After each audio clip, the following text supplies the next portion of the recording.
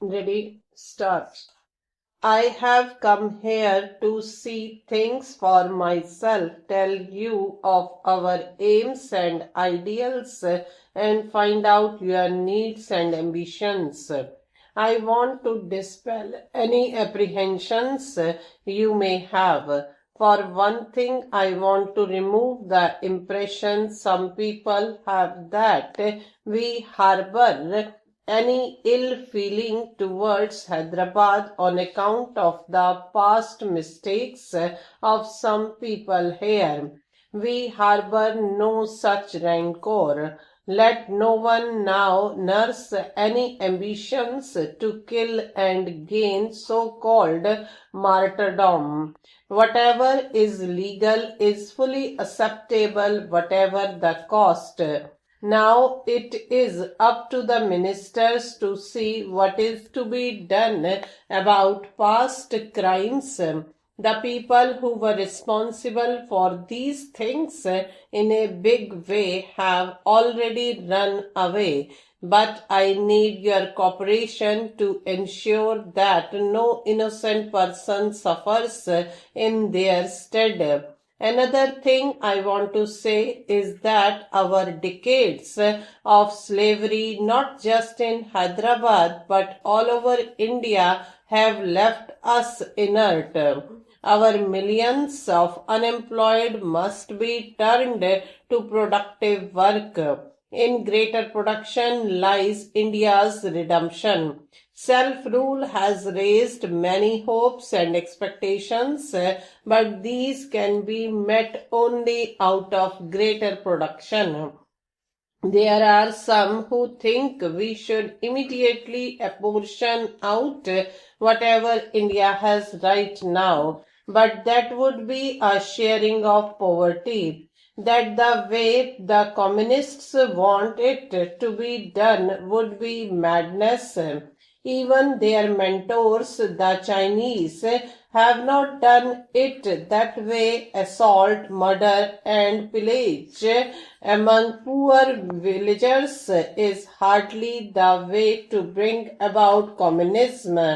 It is a blot on communism itself. I have said before, and let me warn again, that I will root out such people. I have not seen such atrocities anywhere. What I particularly deplore is the sources of these people's arms and ammunition. Who are the brains behind this kind of thing? Are they from outside Hyderabad? Or are they in the Nalgonda area? No, out of there they would be picked up by the military. They are right here in Hyderabad or Secunderabad, sitting pretty. We have today given the Hyderabad administration an experienced person from our services to work as Prime Minister here. But we can ill afford to spare such people. We are very short of skilled administrators, the kind of people who are serving you at the risk of their lives. There is some talk of natives and outsiders who are doing very well. About 5 or 6 crore rupees are being spent on the police. This is too much. Money would be much better spent on the infra projects of irrigation, which will give us more food grains, more cotton. Hyderabad never lacked these things if the local politicians and the Hyderabad people had been strong and wise. They have not even been able to handle the job of policies their area, with the result that police had to be brought from outside. Under such conditions, complaints against outsiders have no meaning. Recently, there was some rioting and police firing in Raipur.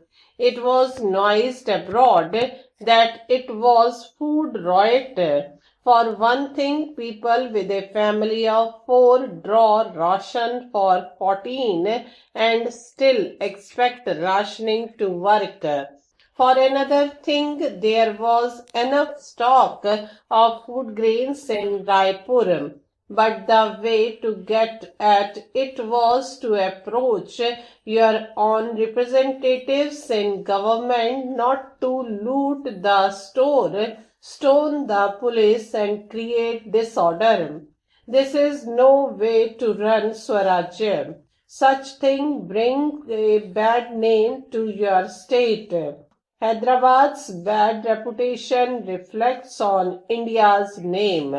You may criticize the government of India and its administration today, but tomorrow you will have to run your affairs yourselves. Let me warn you, power will come into your own hands very soon. It is your heritage and you will have it, but you must prepare yourselves for the responsibility. You must organize yourselves and have big hearts. The Congress too must do likewise.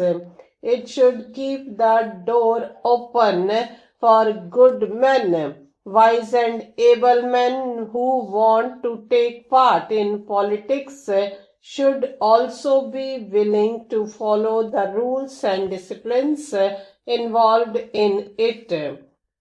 I would therefore ask you to approach to Pakistan Prime Minister's assurance on the matter in a spirit of and a desire for coming closer together than drifting apart. If we drift apart, the task of keeping minorities within the geographical limits of our respective frontiers would become immeasurably difficult, whereas if we make a genuine attempt at closer understanding with trust and confidence in each other, there is some chance of minorities on either side living a life of peace and security to which they are entitled under any civilized government.